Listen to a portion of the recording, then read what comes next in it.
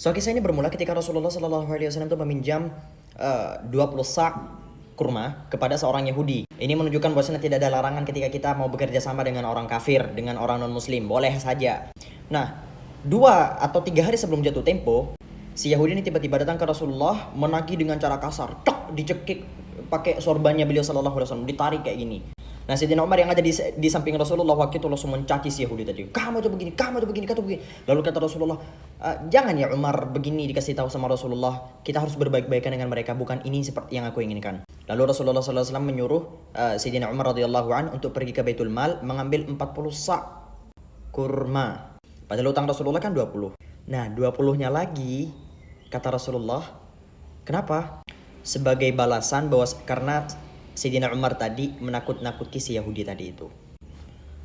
Masih dikasih tambahan cuy, habis dicekik masih dikasih tambahan, udah gak jatuh tempo. Mumpung ramai tukang penjual roti, mari kita bahas sebuah kisah yang berhubungan dengan seorang penjual roti. Imam Ahmad itu Hambal radhiyallahu taala an, beliau itu pada suatu hari tiba-tiba pengen banget untuk pergi ke salah satu kota. Gak ada alasan, pengen aja gitu. Pergi ke salah satu kota. Hingga akhirnya beliau beneran pergi ke kota itu. Sesampainya di sana, beliau itu singgah ke salah satu masjid. Pengen istirahat di sana, pengen tidur di sana, tapi gak dibolehin sama takmir masjidnya. Diusir keluar hingga akhirnya dikunci pintunya. Pergi ke teras masjid, tetap aja digituin, diusir lagi. Ya intinya terjadi percekcokan lah kesimpulannya antara Imam Ahmad ibn Hanbal dengan seorang takmir masjid.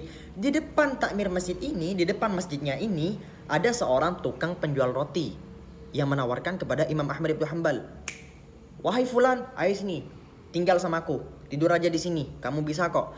Oh ya, FYI, sebenarnya Imam Ahmad ibn Hanbal pada saat itu sudah menjadi idola semua orang. Semua orang tahu Imam Ahmad ibn Hanbal.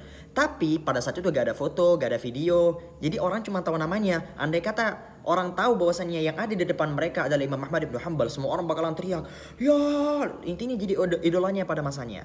Nah, Imam Ahmad ibn Hanbal akhirnya menerima tawaran si tukang penjual roti.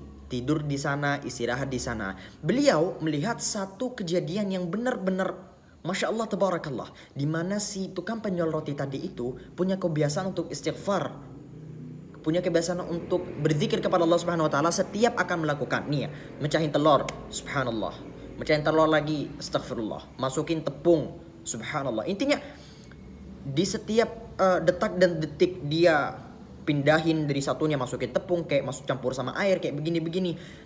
Itu selalu dibarengin dengan berzikir kepada Allah Subhanahu wa taala. Hingga akhirnya Imam Ahmad bin Hanbal bertanya kepada orang tersebut, "Hey, kamu gini nih buat apa? Kamu gini nih buat apa?" Terus dijelasin sama tukang penjual rotinya tadi. "Nih ya wahai saudaraku, aku itu punya mimpi yang sangat besar dan banyak, dan semuanya Allah Subhanahu wa taala kabulkan. Kabulkan. 99,9% Allah kabulkan semua doaku di dunia. Hanya satu yang belum dikabulkan sama Allah." Imam Ahmad bertanya, "Lah, apa doamu yang belum terkabulkan?" Lalu si tukang penjual roti itu berkata, "Aku ingin bertemu idolaku, Ahmad ibnu Hanbal." Sebuah plot twist. Imam Ahmad ibnu Hanbal yang ada di depannya, inilah orang yang suka berzikir. Bukan dia yang Allah Subhanahu wa taala bawa ke tempat Imam Ahmad ibnu Hanbal, tetapi Imam Ahmad ibnu Hanbal yang pergi ke tempat dia. Masya Allah tabarakallah.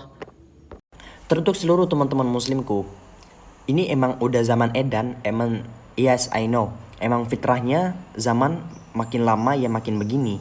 Tapi please, jangan sampai kita tuh menormalisasikan segala sesuatu yang sudah dianggap kesalahan oleh Islam. Dengarkan pesanku dari awal, teruntuk teman-teman muslimku.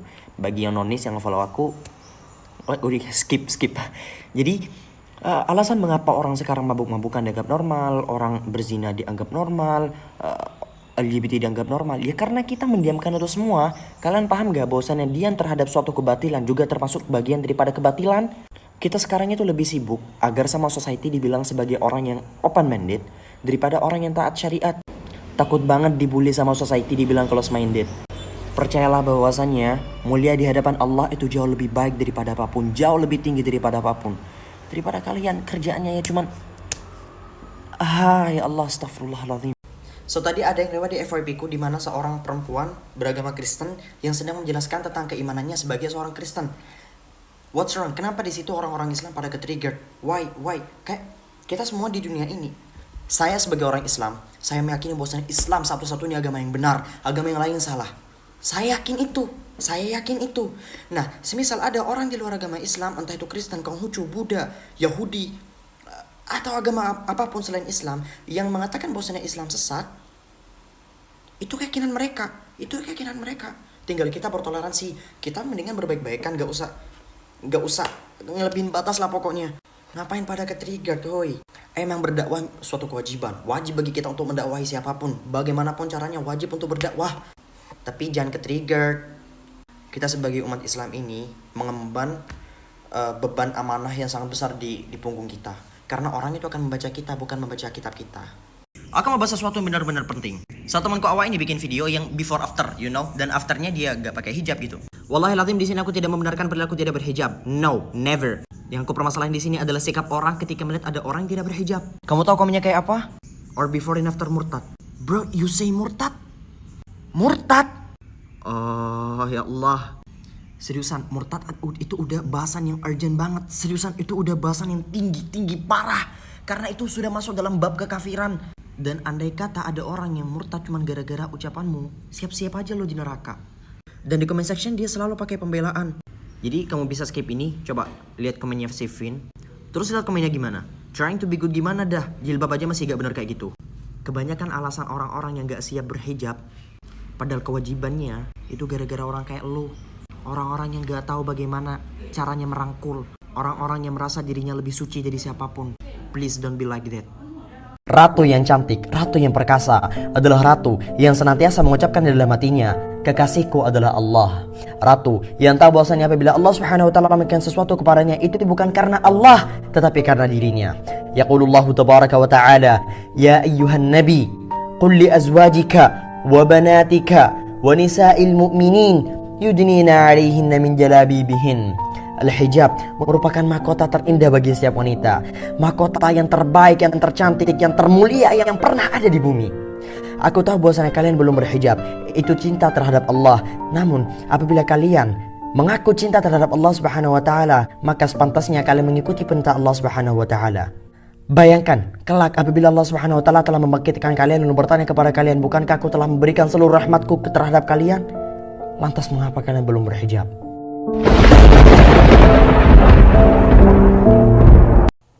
Ingatlah selalu di saat kamu sampai pada puncak kesedihanmu, Allah bersamamu. Ingatlah selalu bahwasanya orang yang kamu lihat senantiasa berada di dekatmu hari ini akan tiba saatnya di mana mereka akan melupakanmu. Sedangkan Allah tidak akan pernah melupakan hambanya. Allah Tabaraka wa Ta'ala turun ke langit dunia di sepertiga malammu untuk mendengar keluh kesahmu, harapanmu, taubatmu. Walaupun kebanyakan dari kita tidak berusaha hadir di malam itu. Ingatlah selalu bahwasanya Allah lah satu-satunya yang mampu membuatmu bahagia, bukan orang-orang yang ada di dekatmu. Ingatlah selalu bahwasanya di sana ada orang yang mampu memiliki harta dunia seluruhnya, namun hatinya remuk dan berduka. Ingatlah selalu bahwasanya di sana ada orang yang tinggal di rumah yang sangat kecil, namun dia ridha terhadap ketentuan Allah, hatinya sangatlah bahagia. Ingatlah selalu bahwasanya tidak ada kebahagiaan di dunia ini yang lebih bahagia daripada Allah lah yang bisa bikin kita bahagia. Assalamualaikum. 3 tipe manusia yang gak boleh kamu lupakan sampai kapanpun. Intinya jangan pernah lupain tipe-tipe orang kayak gini. Dan ini merupakan quotes dari Khalil Gibran. Man sa'adaka fi awqati mihnatik. Orang yang membantumu ketika kamu terpuruk dalam suatu musibah. Wa man yatakhalla 'anka fi awqati mihnatik. Dan orang yang tiba-tiba menghilang darimu ketika kamu jatuh dalam suatu musibah. Wa man wada'aka fi tilkal mihnah. Dan orang yang menjerumuskanmu, menjatuhkanmu ke dalam masalah itu. Jadi intinya tipe-tipe orang kayak gini tuh kalau bisa kalian tandain. Bukan masalah untuk tidak memaafkan atau apa, tapi tandain mereka aja. So ini bahasannya Astaghfirullahaladzim. So bahasan ini dijelaskan dalam kitab I'anatul Talibin dan teksnya tuh kayak gini. Track. Wa kullu juz'in haruma nadharuhu hala kauni dhalikal juz'il manzuri ilaihi muttasilan haruma an-nadharu ilaihi hala kaunihi munfasilan. Setiap anggota tubuh yang haram dilihat ketika masih tersambung dengan tubuh kita, paham? Kayak rambut bagi cewek dan sebagainya. Maka begitu juga dilarang untuk dilihat ketika sudah terpisah dari tubuh kita. Jadi tetap dihitung sebagai aurat ya, walaupun terpisah. Kalau semisal ada qaul yang berbeda, tolong jelaskan kepada saya, karena sejauh yang saya tahu hukumnya begini. Jadi sebenarnya bahasan kayak gini pernah aku jawab di video lamaku, cuman mari aku bahas lagi biar diperbaharui gitu loh kesannya, karena udah tenggelam lama banget ya Allah. Jadi sebenarnya dalam sholat itu terbagi menjadi 2 rukun, tapi sebenarnya ada 3, cuman 3 ini kayak agak masuk dalam kategori umum lah. Kita masukkan 2. Pertama ada rukun qauli, ada rukun fi'li. Rukun qauli sifatnya adalah dengan ucapan. Rukun fi'li adalah sifatnya dengan perilaku, perbuatan. Nah, rukun fi'li itu ya kayak ruku, sujud, ya kali lu gak sujud, ya kali lu gak ruku, ya gak sah sholatnya, ya kali lu gak itidal, ya gak salah sholatnya. Begitu pula dengan rukun qauli dalam sholat. Nah, dalam mazhab kita rukun qauli yang sifatnya ucapan itu yang diwajibkan hanya 4. Pertama takbiratul ihram, yang kedua al-fatihah, yang ketiga adalah tasyahud, tahiyat, yang keempat adalah salam. Tapi walaupun hanya 4 ini yang wajib, tapi please lah, yang lain jangan ditinggalin. Takutnya kita bisa jadi tuh buat tambal-tambal dosa kita. Kalau ada non-muslim berbuat negatif kepada Islam, mungkin karena belum tahu. Dan yang belum tahu itu diberitahu. Pertanyaan saya, kok bisa ada orang Islam menjelek-jelekan Islam? Sebetulnya dia siapa? Karena orang yang memeluk sesuatu itu tidak akan mungkin melukainya. Anda memeluk anak Anda, apakah mungkin saat memeluk Anda melukainya? Anak Anda dipeluk, sini sayang, tiba-tiba dijitak, lah, tidak mungkin. Peluk itu tanda sayang. Anda memeluk Islam, masa Anda melukainya? Mustahil. Jadi kalau ada orang kemudian mengatakan Muslim, kemudian dia melukai Islamnya, maka ada yang salah dalam keislamannya. Minimal munafik. Minimal itu kata Quran. Hati-hati. Itu sudah jauh-jauh hari diperingatkan oleh Nabi. Anda buka hadis Muslim jilid yang pertama, halaman 111. Kata Nabi, saya kunu fi akhir ummati dajjaluna kadzabun. Akan muncul di akhir-akhir umat. Gak beradab, seriusan gak beradab. Kamu menggunakan Al-Quran sebagai sarana untuk menggoda orang lain. Apalagi yang lagi trending sekarang, lagi viral, menggunakan Taha ayat 41. Please, jangan gunain kayak gitu. Jangan, itu tafsirnya kemana, kamu pakai kayak kemana. Kamu cuman ambil bahasan cuma berdasarkan terjemahan doang. Lebih daripada itu, saya tidak pernah membenarkan godaan. Saya gak pernah membenarkan. Cuman kalau kamu pengen goda, ya udah pakai puisi atau hal-hal yang lain. Gak usah pakai Al-Quran. Gak usah. Seharusnya kita ini paham gitu loh. Masa itu hal yang mendasar loh. Kenapa? Saya kadang bingung. Kayak gini nih masih dipertanyakan apa gimana. Padahal kita tahu. So please, udah. Jangan dengan alasan biar baper kayak biar apa. Udah. Astagfirullahaladzim. Mantap. Saya adalah tipe orang yang benar-benar menyanjung harga diri. Harga diri jauh di atas apapun, bahkan lebih tinggi daripada hanya sekedar cinta.